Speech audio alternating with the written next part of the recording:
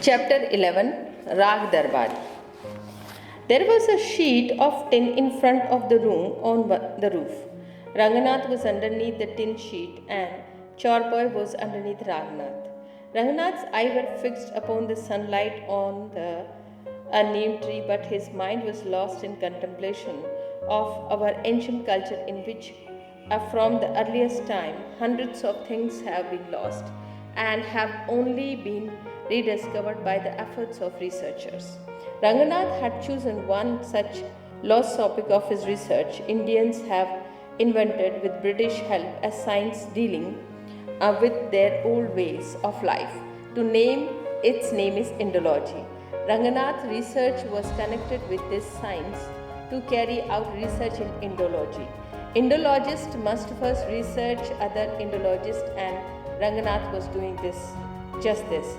2 days earlier, he had gone into town and taken out numerous books from the university library, and now he was studying them by means of starting at the neem tree.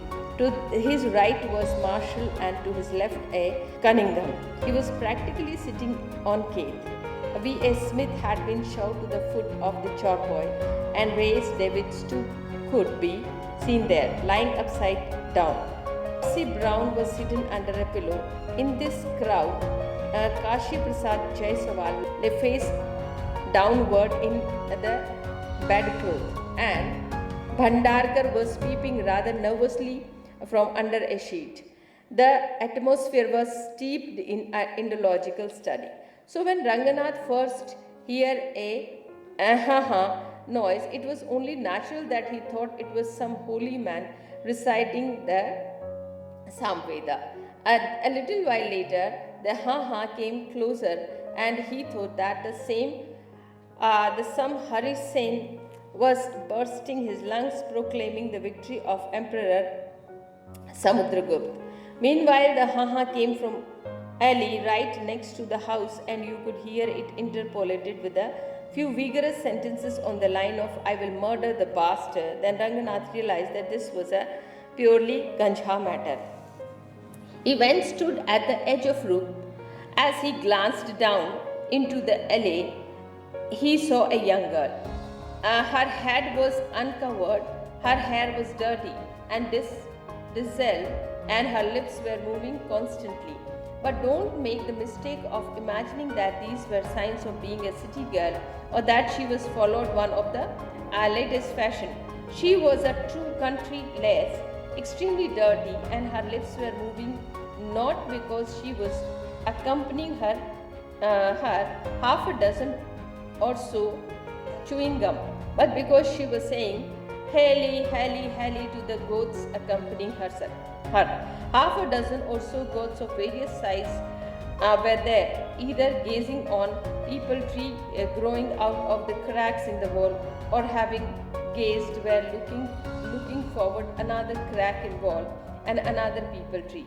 Ranganath was this idealistic rustic scene and tried to work out the origin of he. There was no he coming from there now, but a sound continued to reverberate in his ears. He left Percy Brown, Cunningham, and others lying on as they were on the roof, and he came down to the front door. At this time, Vedji was conducting surgery. Apart from Shanichar and a half dozen patients, there was no one else there. The he sound was now just around the corner. Ranganath asked Shanichar, "Can you hear it?" Shanichar was sitting on the veranda, adjoining an axe head of its shaft, turning from where he was sitting and lifting an ear to the wind. He listened to the he for a few moments. Suddenly, the furrow of worry on his brow was smoothed away. He said contentedly, "Yes, there is some sort of he noise. It looks like Chode wrestler had fought with Ushahar." He said this is in the same tone he would have used if a buffalo had rubbed its horn against a wall. He sat back in his original position and began to cut down the axe shaft with an. Suddenly, the he appeared before them. It came from the man about 60-year-old, with a well-built and naked torso and a dhoti down to his knee in the fashion worn by wrestlers. There were three wounds on this head, and blood was flowing from each in different direction, showing that even blood of the same group preferred not to mix together. The man was wailing, "Hey, hey," and was begging for sympathy with the raised hand. By this bloody scene, he asked Shanichar, Who is this? Who has attacked him?" Shanichar gently laid the shaft of an axe and adze on the ground. He caught hold the wounded old man and made him sit down on the veranda. The old man pushed away his hand with a passion of non-cooperation, but did not refuse to sit down. Shanichar narrowed his eyes to examine his wound, looked towards Vediji, and pushing his lips, indicated that the wounds were not deep. The old man's hey became less frantic and moved from the allegory to subsequently become stuck in adagio.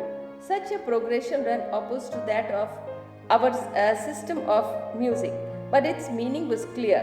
He was not stirring but staying put where he was. Shanichar had a sigh of relief which was not only audible but also visible to all in the vicinity. Stanley Raghunath stood up. Shanichar took up some cotton wool from a cupboard and said, "You are asking who has hit him. Is this your question to ask?" He poured some water into a pot, dropped the cotton wool into it, and came to the old man. He continued, "Who else would beat him? This is Chote Wrestler's father, which bastard, but he would dare lay hand on the old man. Perhaps Kushahar, whose full name was Kushahar Prasad, was claimed by this praise of Chote Wrestler from where he was sitting. He told Vediji, Maharaj, this time young Chote has murdered me. I can't stand this anymore. You have to keep us apart, or sometime soon I will kill him with my own hands." Vediji got down from the wooden bed and came out to the veranda. Seeing the wounds, he spoke with the voice of experience. "The wounds don't seem deep. It would be better for you to go to the hospital than treat there. Go there and get yourself banged up." After this, he addressed all those present with the word, "Henceforth, Chote is forbidden to set foot in this house. There is no place for such infernal people." Ranganath's blood began to boil. He said, "It's surprising that Brother Badri mixed with people like him." Badri Wrestler came quietly out of the house. He said, matter of fact, educated man should think carefully before they speak. Who knows who was at fault? This man Kushahar is no angel. When his father Ganga Dayal died, he even refused to allow people to have a funeral procession. He said he was just going to drag the corpus down to the river and chuck it in. With great difficulty, Kushahar Prasad managed to emit one more ha-ha, which meant that Badri was being excessively cruel to him by making such statement. Then he suddenly stood up and roared, "Vaidya Maharaj, restrain your son. All these boys are determined to say things that set heads rolling. Shut him up, or there will be nothing sort of murder. I will go to the hospital in due course. First, I am going to the police station. If I don't show you young Chote the inside of a courthouse this time, then don't call me the son of Ganga Dayal. Call me a bastard. I have only come here to show you my wounds. Look at them, Vaidya Maharaj. My blood is flowing. Have a good look. You are going to have to testify to it." Vediji showed no desire to examine the wound. He began to look at his patients. At the same time, he began to preach that running feuds were not the root cause of grief and advised Kushahar not to get involved in police case and law courts. Then he began to second sermon on the subject of police station and law courts also being the root cause of grief. Kushahar roared, "Maharaj, keep your knowledge to yourself. A river of blood is flowing, and you are stuffing Gandhism down my throat. If Badri Wrestler climbs on your chest, I will see how you comfort yourself by reciting sermons about his words." this world. Vadaji mustache trembled, which indicated that he was offended, but a smile suffused his face, indicating that he was incapable of taking offenses. The face of the other present hardened, and it became quite clear that from now on Kushahat would get no ounce of sympathy here. Badri wrestler sent him away, saying, "Off with you. Look, it looks like battling with young Chote hasn't taken all the fight out of you. Go and get yourself bandaged. Don't come whining around here." Chote wrestler has become obvious by now, a member of old and respected family. He could even remember his great grandfather's name, and, like any man of the good family, he used to release stories about him. Sometimes he would tell his friends at the wrestling pit, "My great grandfather's name was Bholanath. He had one hell of a temper. All time his nostril would be flaring with rage. Every day, the first thing he would do when he got up to have a slanging match with his fathers, only when would he was out his mouth and perform his absolution. If he didn't fight, his stomach would rumble." Chote wrestlers were dripped with nostalgia and conjured up a picture of 19th century village in which a doorway crowded with cow and oxen, amidst the strong smell of cow dung by and urine under the shades of a neem tree, brushing off the sticky neem fruit that had dropped on them. Two great men with a naked torso sit up on their charpoy, and as soon as they sit up, begin to curse each other for sleeping late. Of course, two. One is the father, the other is son. Then both of them get up from their charpoy, threatening to bury each other alive and dressing from the original argument with the few understrained remarks set about their day's work. One heads off his fields twisting his bullock's tail, and other head of other people field to gaze his buffalo. After finishing a story of this sort, Chote wrestler used to say when his father died, Baba Bholanath was very grieved.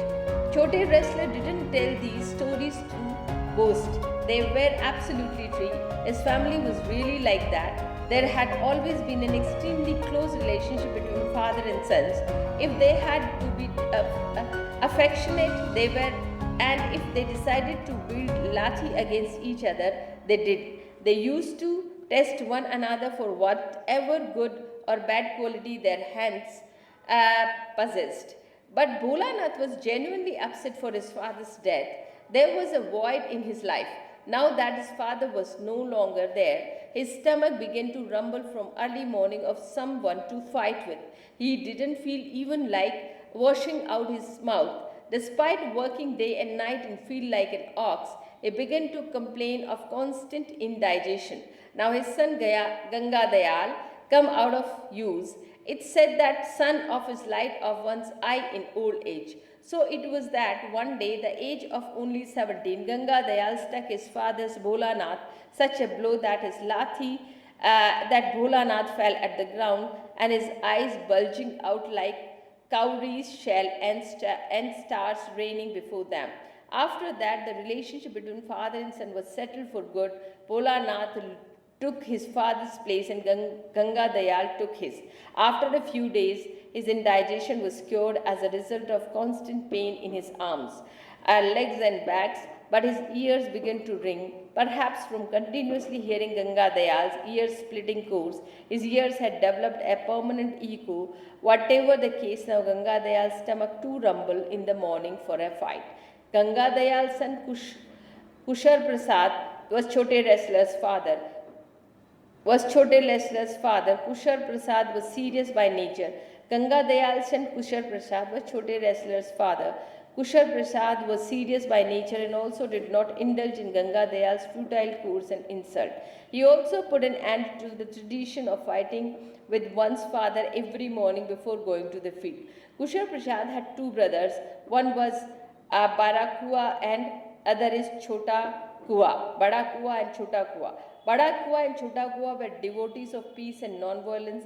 In their entire lives, they had never hit even a dog. Cats crossed their paths as they liked, and they had never had even a clod of earthworm, earththorn at them. The two brothers had learnt the art of insulting their father and used to sort out family fights without recourse to fisticuffs. Fisticuffs. Every evening, the two brothers and their wives would start yelling hurling abuse at each other. The sittings would continue until 10 o'clock. In this respect, they were rather like important meeting of the Security Council, where to a fair extent was that prevented by shouting matches.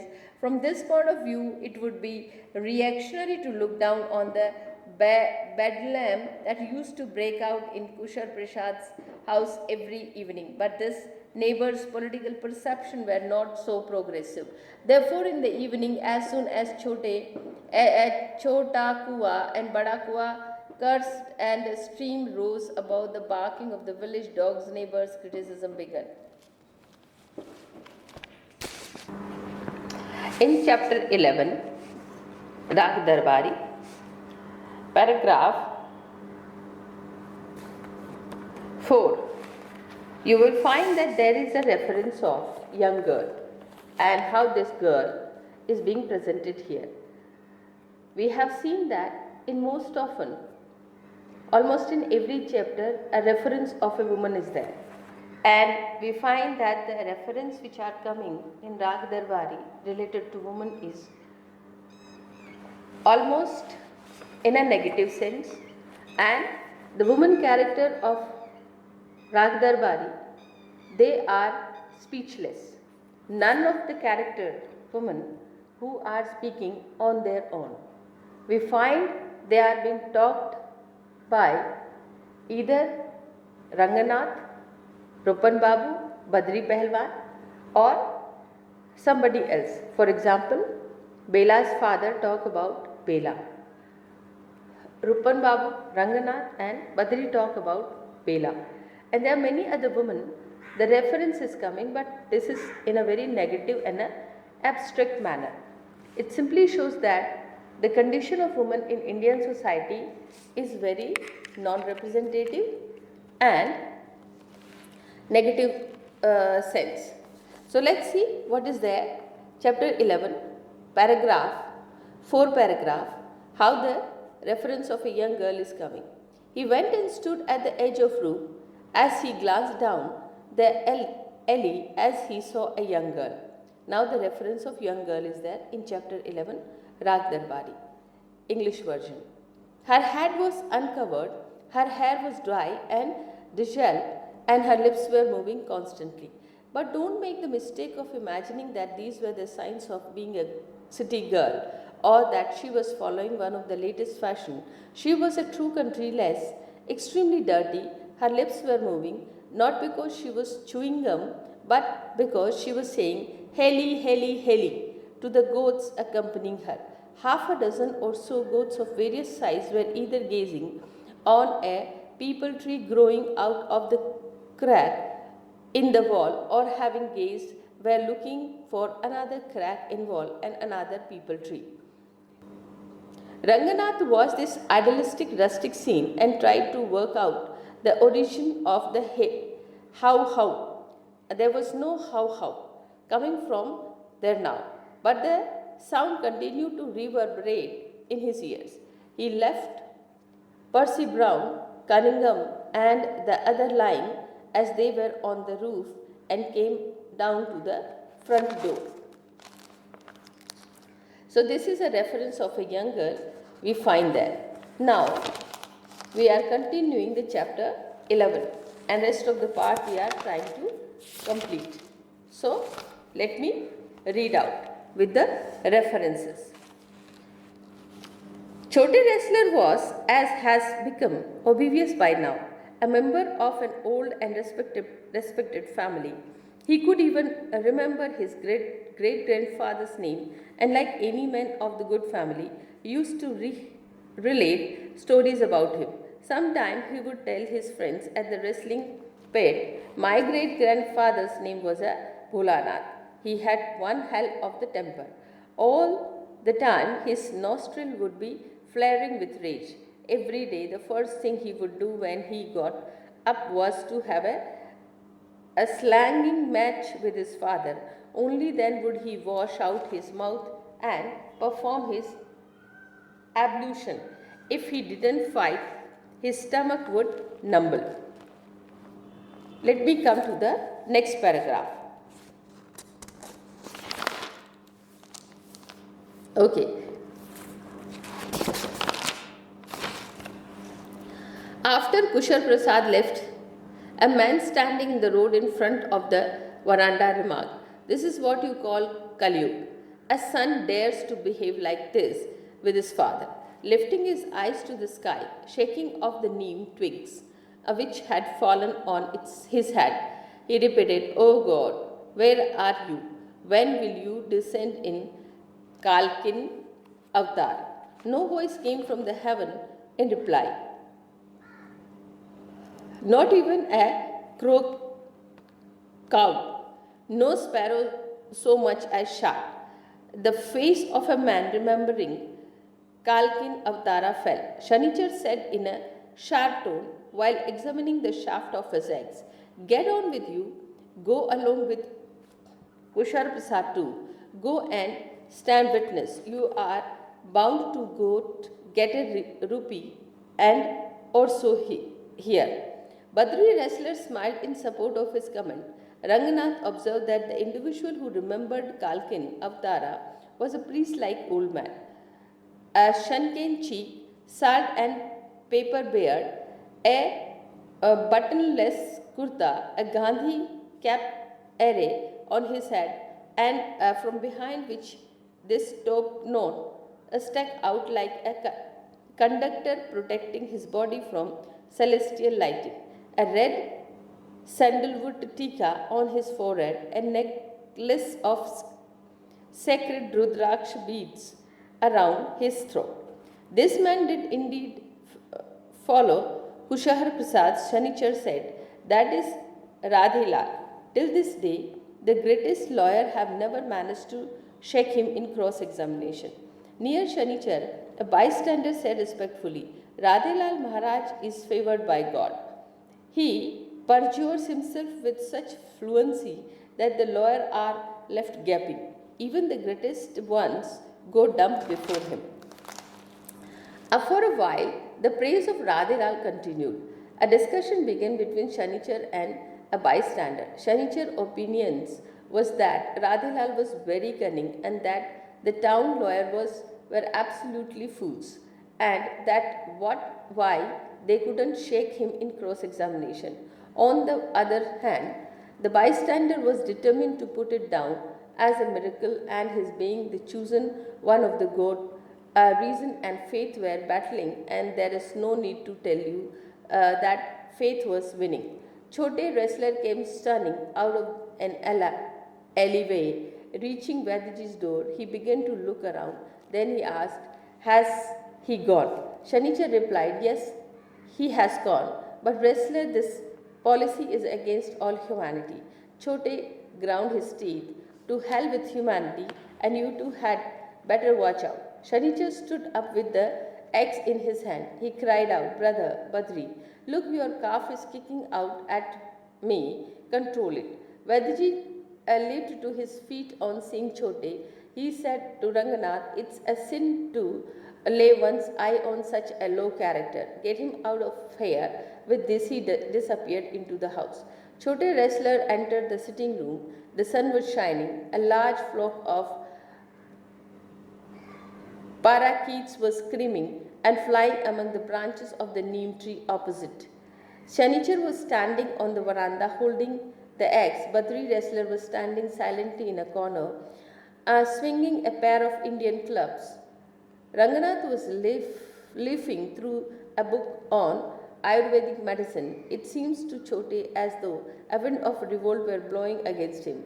In response, he stuck out his chest, sat down beside Ranganath, and aplomb and rotate his jaws, began to ruminate ruminate on the betel nut which he already held safely inside his mouth. Chote looked at Ranganath as if he were some insects flying in the front of him. In a depressed tone, he said, "If this is the state of thing, I am going. I came here thinking it was the home of my Guru. Badri, now it's people like you who are ruling here, and so I won't come here even to piss." Ranganath laughed to try and make light of the matter. He said, No, sit down, wrestler. If your brain getting overheated, have a drink of cold water. Again, in the same low spirit, Chote said, "Water. I won't take even a water from here to clean my ass. Everyone has come together to run me down." Badri now regarded Chote with a dignified look and weighed an Indian club in his left hand. He smiled as he watched him and said, "Anger is for the weak. Why are you getting upset? Are you a man of a pair of pajamas?" Chote wrestler realized that he was getting support from that corner. He said intractably, "I don't like it, Badri Guru. All those two paisa bastards are getting at me. They ask, why did you hit your father? Why did I hit my father? It looks like my father is the father of everyone in Shivpalganj, as if I were his only enemy. Abey, does anyone anywhere beat their father like that?"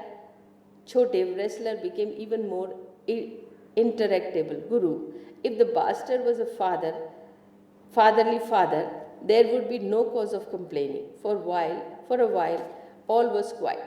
Ranganath gazed at Chote. Wrestler knitted brow. By now, Shanichar too had entered the sitting room, advising Chote. He said, "You should never utter such things. Keep your feet on the ground. Don't try to open the breast of the heaven. After all," Kushar growled, "did I even make a Chote growled, "Did I even make a stamped application asking to be born? To hell with that bastard father of mine." Badri was listening quietly to his conversation. He said, "That's enough now, Chote. Cool down." Chote sat back dejectedly and listened to the parakeets screaming in the neem tree. Finally, he sighed and said, "You two are putting me down, Guru. You don't know that old man is such a bloody leecher. Because of him, the housemaids had to stop bringing water to our house. Shall I tell you more? How can I? It leaves a bad taste in my mouth." Chapter 11 राग दरबारी इन हिंदी। छत पर कमरे के सामने tin पड़ी थी। Tin के नीचे रंगनाथ था। रंगनाथ के नीचे चारपाई थी। दिन के 10 बजे थे। अब आप मौसम का हाल सुनिए। कल रात को बादल दिखाई दिए थे। वे अब तक छट चुके थे। हवा तेज और ठंडी थी। पिछले दिनों गरज के साथ छींटे पड़े थे और इस छपले के खत्म हो जाने पर पूस का झाड़ा अब बाकायदा शुरू हो गया था। बाजार में बिकने वाली 90% मिठाइयों की तरह धूप खाने में नहीं पर देखने में अच्छी लग रही थी। वह सब तरफ थी पर लगता था सिर्फ सामने नीम के पेड़ पर ही फैली है। रंगनाथ नीम पर पड़ती हुई धूप को देख रहा था। नीम के पेड़ शहर में भी थे और धूप को उन पर पड़ने की और रंगनाथ को उसे देखने की वहाँ कोई मुमानियत नहीं थी। पर उसने यह धूप गांव में ही आकर देखी। ऐसा उसी के नहीं बहुत से लोगों के साथ हुआ करता है। वास्तव में आ जाने पर रंगनाथ का रवैया उन टूरिस्टों का सा हो गया था जो सड़कें, हवा, इमारतें, पानी, धूप, देश प्रेम, पेड़ पौधे, कमीनापन, शराब, कर्मनिष्ठा, लड़कियां और विश्वविद्यालय आदि वस्तुएं अपने देश में नहीं पहचान पाते और उन्हें विदेशों में जाने के बाद ही देख पाते हैं। तात्पर्य यह है कि रंगनाथ की आंखें धूप की ओर देख रही थी पर दिमाग हमारी प्राचीन संस्कृति में खोया हुआ था जिसमें पहले से ही सैकड़ों चीज़ें खोई हुई थी और शोधकर्ताओं के खोजने से ही मिलती है। रंगनाथ ने शोध के लिए एक ऐसा विषय ही चुना था। हिंदुस्तानियों ने अपनी पुरानी जिंदगी के बारे में अंग्रेज़ों की मदद से एक विषय की इजाद की है जिसका नाम है इंडोलॉजी। रंगनाथ के शोध का संबंध इसी से था। इंडोलॉजी के शोधकर्ताओं के पहले इस विषय के शोधकर्ताओं का शोध करना पड़ता है और रंगनाथ वही कर रहा था। 2 दिन पहले शहर जाकर यूनिवर्सिटी पुस्तकालय से वह बहुत सी किताबें उठा लाया था और इस समय नीम पर फैली हुई धूप की मार्फत उनका अध्ययन कर रहा था। उसके दाएं मार्शल और बाईं और कनिंघम विराजमान थे। विंटरनीथ स्कूल बिल्कुल नाक के नीचे थे। कीथ पीछे की ओर पायजामे से सटे थे। स्मिथ पैर ताने की और धकेले गए थे और वहीं उल्टी पलटी हालत में राइस डेविस की झलक दिखाई दे रही थी। पर्सी ब्राउन को तकिए ने ढक दिया था। ऐसी भीड़ भाड़ में काशी प्रसाद जायसवाल बिस्तर की एक सिकुड़न के बीच औंधे मुंह पड़े थे। भंडारकर चादर के नीचे से कुछ सहमे हुए झांक रहे थे। इंडोलॉजी की रिसर्च का समा बंध गया था। अब आप देखेंगे कि इस पूरे पैराग्राफ में चैप्टर 11 राग दरबारी के दूसरे पैराग्राफ में इंडोलॉजी के जितने भी राइटर हैं उनका जिक्र आया है। और ये जब आप अपने उत्तर में लिखते हैं, जब आप when you are writing your answer and if you could mention these writers and I repeat for your reference only, मैं आपकी रेफरेंस के लिए फिर से इस पैराग्राफ को पढ़ती हूँ ताकि आप एक बार फिर से याद रख सकें। ये we are talking about the research on the topic of Indology, और रंगनाथ का जो रिसर्च टॉपिक है वो इंडोलॉजी है। और उसमें जो किताबें वो पढ़ रहे हैं या जिन किताबों को वो प्राइमरी तौर पे पढ़ने की कोशिश कर रहे हैं, उन किताबों के नाम और उनके राइटर्स हम देख रहे हैं। और ये बहुत अच्छा रेफरेंस रहेगा अगर आप अपने टेक्स्ट में या आंसर में दे सकें। तो मैं फिर से पढ़ती हूँ। इंडोलॉजी के शोधकर्ताओं को पहले इस विषय के शोधकर्ताओं का शोध करना पड़ता है और रंगनाथ वही कर रहा था। 2 दिन पहले शहर जाकर यूनिवर्सिटी पुस्तकालय से वह बहुत सी किताबें उठा लाया था और इस समय नीम पर फैली हुई धूप की मार्फत उनका अध्ययन कर रहा था। अब उसमें जो राइटर्स हैं वो है मार्शल, फिर है कनिंघम, देन विंटरनीथ, कीथ है, स्मिथ है और काशी प्रसाद जायसवाल है और पर्सी ब्राउन है और भंडारकर है। तो ये सारे इंडोलॉजी के राइटर्स हैं। इसीलिए रंगनाथ को जब अचानक हाउ हाउ की आवाज़ सुनाई दी तो स्वाभाविक था कि वह समझता कोई ऋषि सामवेद का गान कर रहा था। थोड़ी देर में हाउ हाउ और नज़दीक आ गया। उसे समझा कि कोई हरिषीण समुद्रगुप्त की दिग्विजय फेफड़ा फाड़ कर सुना रहा है। इतने में वह हाउ हाउ बिल्कुल नीचे की गली में सुनाई दिए और उसमें मार डालूंगा साले को जैसे 2-4 ओजस्वी वाक्यों की मिलावट भी जान पड़ी। तब रंगनाथ समझ गया कि मामला खालिस गंजा है। वह मुंडेर के पास जाकर खड़ा हो गया। गली में झांकने पर उसे एक नौजवान लड़की दिखाई दी। उसका सिर खुला था, साड़ी इधर उधर हो रही थी, बाल रूखे और उलझुल थे, उसके होंठ बराबर चल रहे थे। वह इन्हीं बातों से यह न सोच बैठना कि लड़की शहर की थी और ताज़े फैशन की थी। वह ठेठ देहात की थी, निहायत गंदी थी और उसके होंठ च्युइंगम खाने की वजह से नहीं बल्कि अपने साथ की बकरियों को हले हले हले कहने की वजह से हिल रहे थे। 4-6 छोटी बड़ी बकरियां दीवार की दरार में उगते हुए एक पीपल के पौधे को चर रही थी या चर कर किसी दूसरी दरार की ओर उसमें उगने वाले किसी दूसरे पीपल की तलाश कर रही थी। रंगनाथ चरगाही वातावरण का यह दृश्य देखता रहा और उसमें हाउ हाउ के उद्यम की खोज करता रहा। वह हाउ हाउ नहीं था। निगाह हटाते उसने लड़की के चेहरे को भी देख लिया, जो लड़की का जिक्र आते ही ताली बजाकर नाचने लगते हैं और फर्श से उछलकर छत से टकरा जाते हैं। उनके लिए जैसे कोई भी लड़की, वैसे ही ये लड़की भी खूबसूरत थी। पर सच बात तो यह है कि बकरियां उससे ज़्यादा खूबसूरत थी। तो यहाँ पे आप देखेंगे कि काफ़ी अच्छा व्यंग है, लड़की का जिक्र है। और ये आप याद रखें, पैराग्राफ, ये तीसरा पैरा है, पाठ 11 राग दरबारी। और अभी हम हिंदी का, जो कि श्रीलाल शुक्ल ने उनका खुद का लिखा हुआ है, ट्रांसलेटेड नहीं है, वही हम पढ़ रहे थे। तो अब याद रखें, चैप्टर 11 पैराग्राफ 1, 2, 3, 4 चौथा पैरा है और लड़की का जिक्र है, जिसमें कि बकरी चराने वाली लड़की के बारे में हम पढ़ रहे हैं। हाउ हाउ के उद्गम का पता नहीं चला, पर वह आवाज़ कान में बार बार गूंजती रही। रंगनाथ ने पर्सी ब्राउन, कनिंघम आदि को छत पर वैसे ही पड़े रहने दिया और नीचे उतरकर दरवाजे पर आ गया।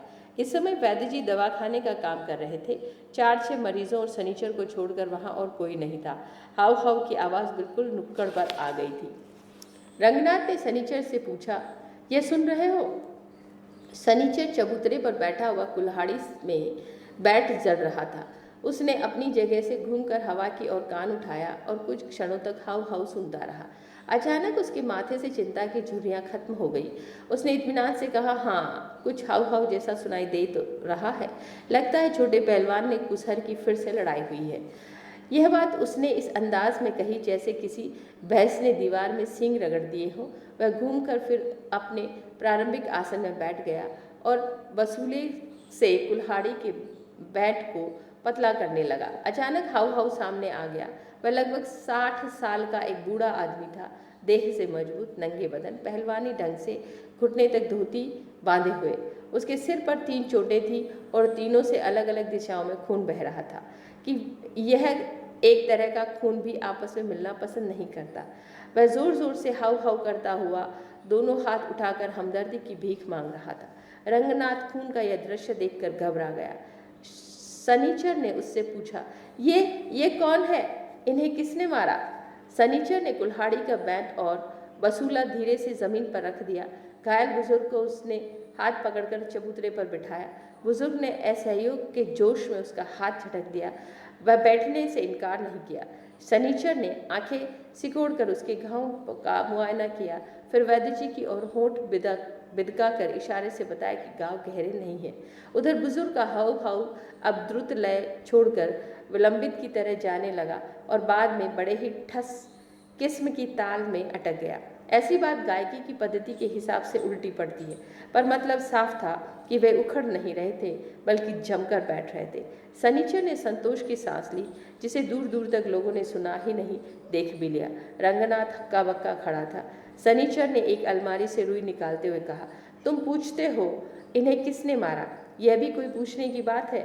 एक लोटे में पानी और रुई लेकर वह बुजुर्ग के पास पहुंचा और वहीं से बोला, इन्हें और कौन मारेगा? ये छोटे पहलवान के बाप हैं। उन्हें छोड़कर किस साले में दम है कि इनको हाथ लगा दे? शायद छोटे पहलवान की इस प्रशंसा से कुसहर के, जिसका पूरा नाम कुसहर प्रसाद था, मन में कुछ शांति पहुंची। वहीं से वैद्य जी बोले, महाराज, इस बात तो छोटुआ ने मार ही डाला। अब मुझे बर्दाश्त नहीं होता, हमारा बंटवारा कर दो, नहीं तो आगे कभी मेरे ही हाथों उसका खून हो जाएगा। वैद्य जी तख्त से उतरकर चबूतरे तक आए। गांव को देखकर अनुभवी आदमियों की तरह बोले, चोट बहुत गहरी नहीं जान पड़ती, यहाँ की अपेक्षा अस्पताल जाना ही उचित होगा। वहीं जाकर पट्टी वट्टी बंधवा लो। उसके बाद उपस्थित लोगों को संबोधित करके बोले, छोटे का आज यहाँ से आना बंद। ऐसे नारकीय लोगों के लिए यह स्थान नहीं है। रंगनाथ का खून उफनाने लगा। बोला, ताज्जुब है, इस तरह के लोगों को बद्री दादा अपने पास बैठलाते हैं। बद्री पहलवान धीरे से घर से बाहर आ गए। लापरवाही से बोले, पढ़े लिखे आदमी को समझ बूझ कर बोलना चाहिए, क्या पता किसका कसूर है। ये कुसहर भी किसी से कम नहीं है। इसके बाप गंगा दयाल जब मरे थे तो यह उनकी अर्थी तक नहीं निकालने दे रहे थे। कहते हैं कि घाट तक घसीट कर डाल आएंगे। कुसहर प्रसाद ने एक बार फिर से बड़े कष्ट से हाउ हाउ कहा, जिसका अर्थ था कि बद्री ऐसी बात कहकर बड़ा अत्याचार कर रहे हैं। फिर से अचानक उठकर खड़े हो गए और दहाड़ कर बोले, बैठा वैद्य महाराज, आपके लड़के को रोको। ये सब इसी तरह की बातें कहकर एक आध लाशें गिरवाने पर तुले हैं। इन्हें चुप करो, नहीं तो खून हुए बिना नहीं रहेगा। अस्पताल तो मैं जाऊंगा बाद में, पहले मैं थाने जा रहा हूँ। छोटुआ को इस बार अदालत का मुंह न दिखा दिया तो गंगा दयाल की नहीं, दोगले की औलाद कहना। मैं तो यहाँ तुम्हें सिर्फ गाँव दिखाने आया था। देख लो वैद्य महाराज, यह खून बह रहा है, अच्छी तरह देख लो, तुम्ही को गवाही में चलना पड़ेगा। वैद्य जी ने गांव को देखने की इच्छा नहीं दिखाई। वे अपने मरीजों की ओर देखने लगे, साथ ही प्रवचन देने लगे कि पारस्परिक कलह शोक का मूल है। यह कहते हुए उदाहरण देने के लिए वे झटपट इतिहास के कमरे में घुसे और यही कहते हुए पुराण के रोशनदान से बाहर कूद आए। पारस्परिक कलह को शोक का मूल साबित करते उन्होंने कुशहर को सलाह दी कि थाना कचहरी के चक्कर में ना पड़ना चाहिए। उसके बाद में दूसरे प्रवचन पर आ गए, जिसका विषय था कि थाना कचहरी भी शोक का मूल है।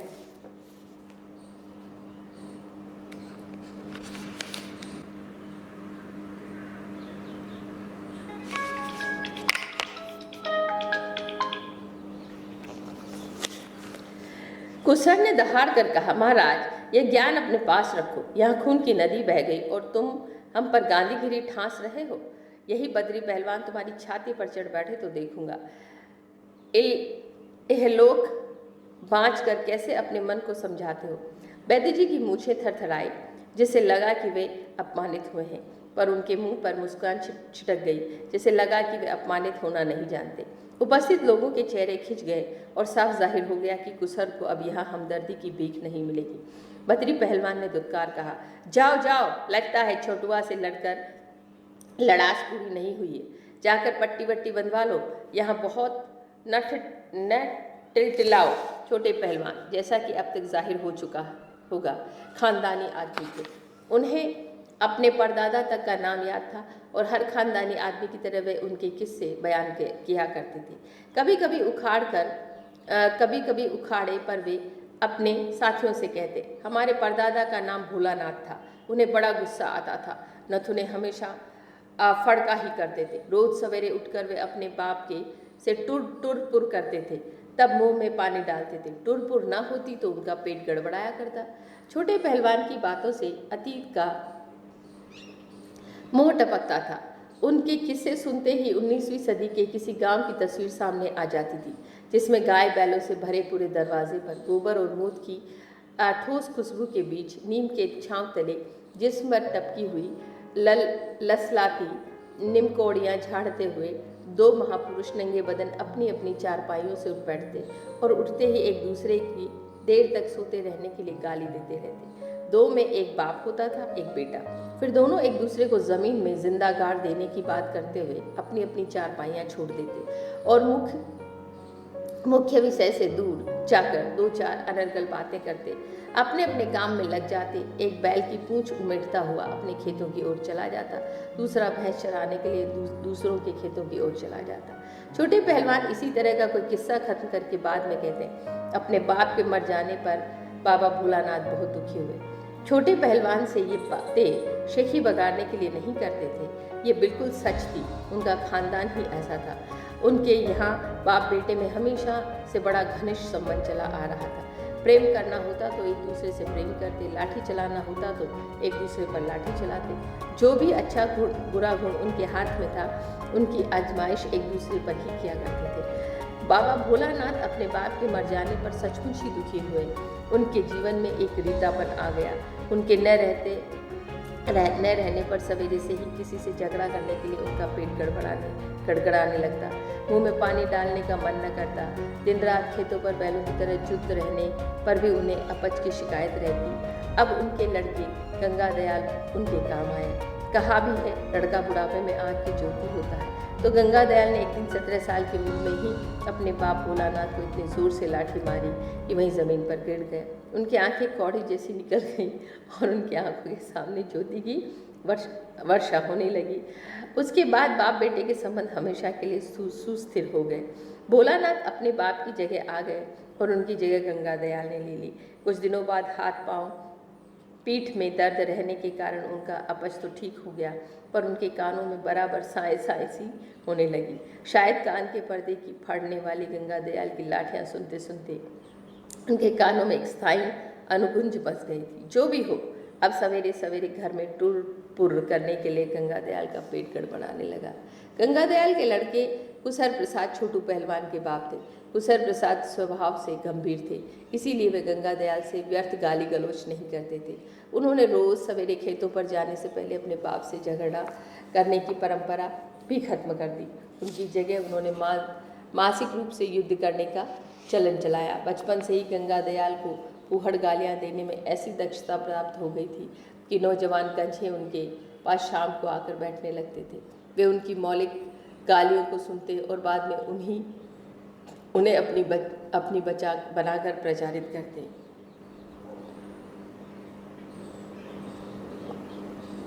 गालियों और ग्राम गीतों का कॉपीराइट नहीं होता, इस हिसाब से गंगा दयाल की गालियाँ 1000 कंठों से 1000 पाठांतरों के साथ फूटा करती थी।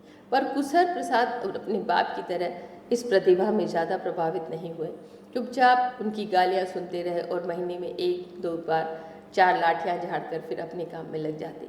यह पद्धति अपच की पारिवारिक बीमारी के लिए बड़ी लाभदायक साबित हुई, क्योंकि खानदान में अपच की शिकायत गंगा दयाल के साथ ही खत्म हो गई।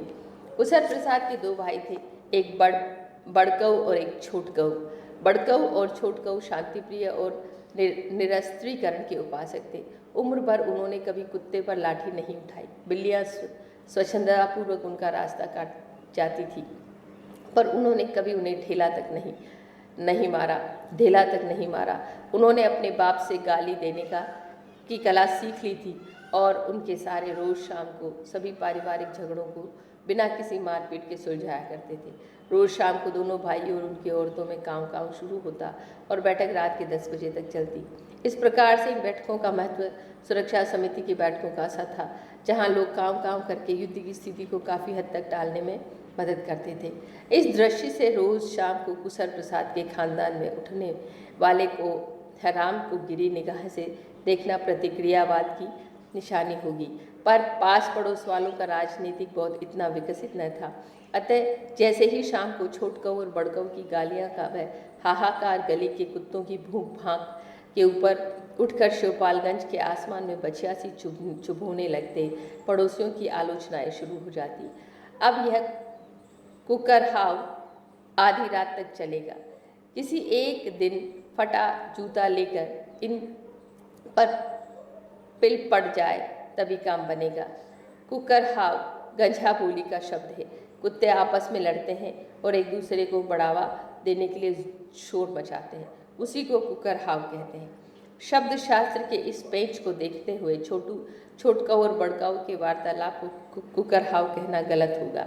सच तो यह है कि दोनों सपत्नीक बंदर हाव करते थे और बंदरों की तरह खों करते हुए एक दूसरे पर झपटते, फिर बिना किसी के रोके हुए अपने आप रुक जाते। अगर आप उस समय कोई बाहरी आदमी रुककर उनकी ओर देखने लगता या शांति के फाख्ते की तजवीज़ करता, तो दोनों खों करते हुए एक साथ ही उसी पर झपट पड़ते। बंदर हाव के ये नियम सभी गंजों को मालूम थे, इसीलिए छोटकऊ बड़कऊ की पारिवारिक बैठकों की समीक्षाएं छिपे पीठ पीछे होती थी और उधर वे बैठ के निर्बाध रूप से आधी रात तक चला करती थी। छोटे पहलवान के पिता कुशल प्रसाद अपने भाइयों के वाग्विलास को न समझ पाते थे। जैसा बताया गया, वे कम बोलने वाले कर्मशील आदमी थे। रह रहकर चुपचाप किसी को मार बैठना उनके स्वभाव की अपनी विशेषता थी, जो इन आदमियों के जीवन दर्शन से मेल नहीं खाती थी। इसीलिए अपने बाप गंगादयाल के मरने पर कुछ साल बाद वे अपने भाइयों से अलग हो गए, अर्थात बिना बोले हुए लाठी के जोर से उन्होंने अपने भाइयों को घर से बाहर खदेड़ा।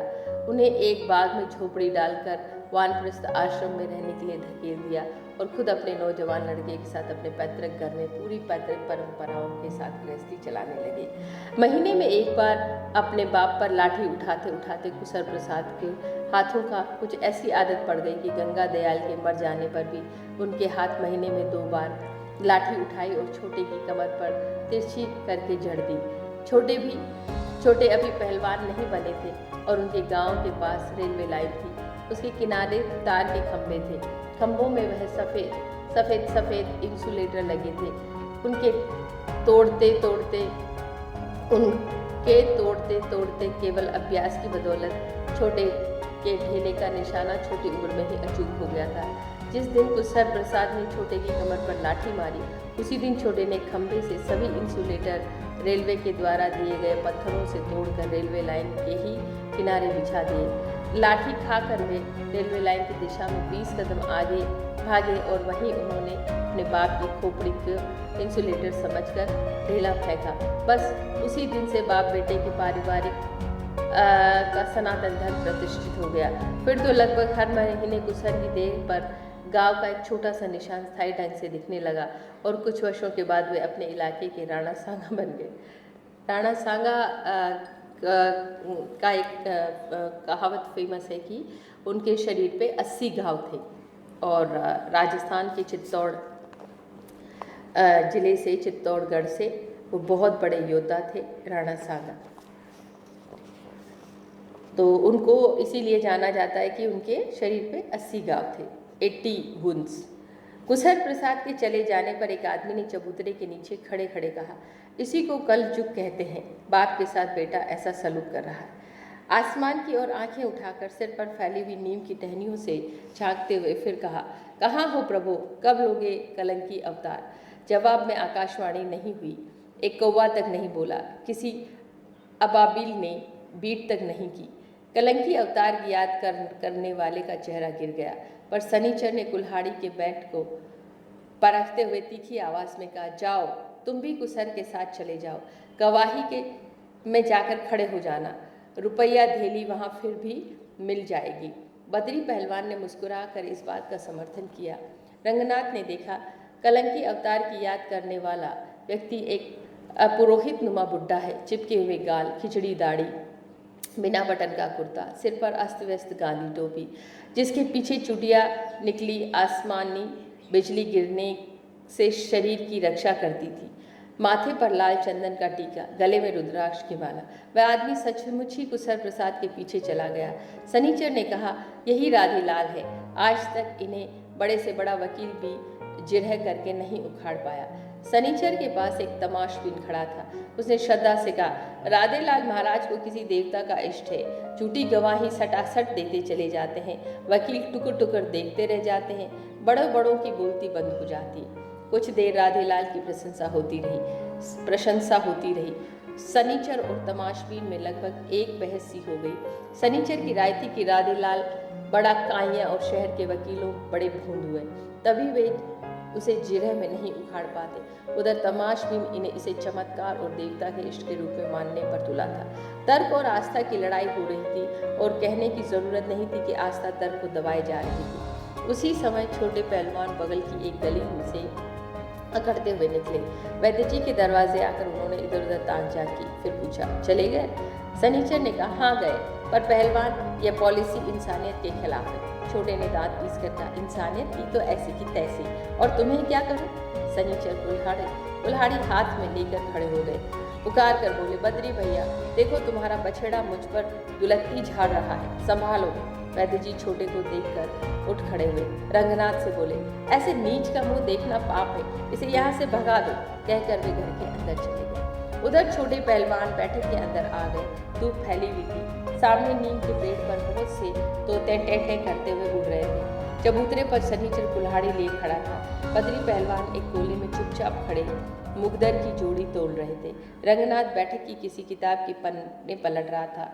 छोटे को लगा कि उनके खिलाफ विद्रोह की हवा फैली हुई है। जवाब में वे सीना फुलाकर धचक के साथ रंगनाथ के पास बैठ गए और जबड़े घुमा घुमा कर मुंह के अंदर पहले से सुरक्षित सुपारी की जुगाली करने लगे।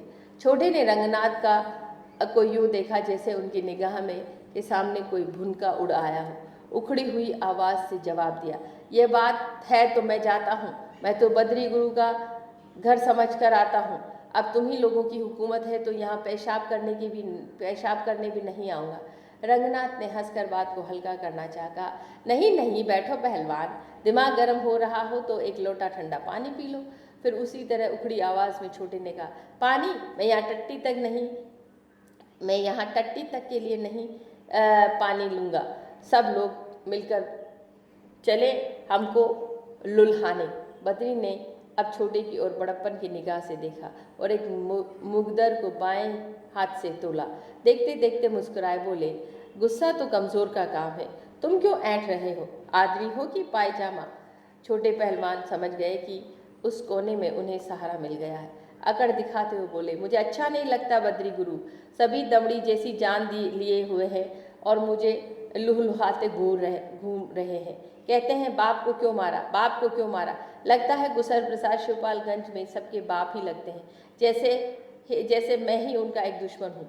छोटे पहलवान और भी उखड़ गए, बोले, गुरु साला बाप जैसा हो तब तो एक बात भी है। थोड़ी देर सब चुप रहे। रंगनाथ छोटे पहलवान की चढ़ी हुई भुहों को देखता रहा। शनिचर भी अब एक बैठक में आ गया। समझाते हुए बोला, ऐसी बात मुँह से नहीं निकालनी चाहिए। धरती चलो, आसमान की छाती न फाड़ो। आखिर कुसर ने तुम्हें पैदा किया है, पाला पोसा है। छोटे ने भुना कर कहा, कोई हमसे स्टाम्प लगाकर दस्तखत दी थी कि हमें पैदा करो? चले साले कहीं के पैदा करने वाले। बद्री चुपचाप यह वार्तालाप सुन रहे थे। अब बोले, बहुत हो गया छोटे, अब ठंडे हो जाओ। छोटे अनमने होकर बैठ गए। नीम के पेड़ पर होने वाली तोतों की टेंटे सुनते रहे। आखिर में एक सांस खींचकर बोले, तुम भी मुझी को दबाते हो गुरु? तुम जानते नहीं यह बुड्ढा बड़ा कुलच्छनी है। इसके मारे कहारिन ने घर से पानी भरना बंद कर दिया है। और भी बताऊं? अब क्या बताऊं? कहते जीभ गंधाती है।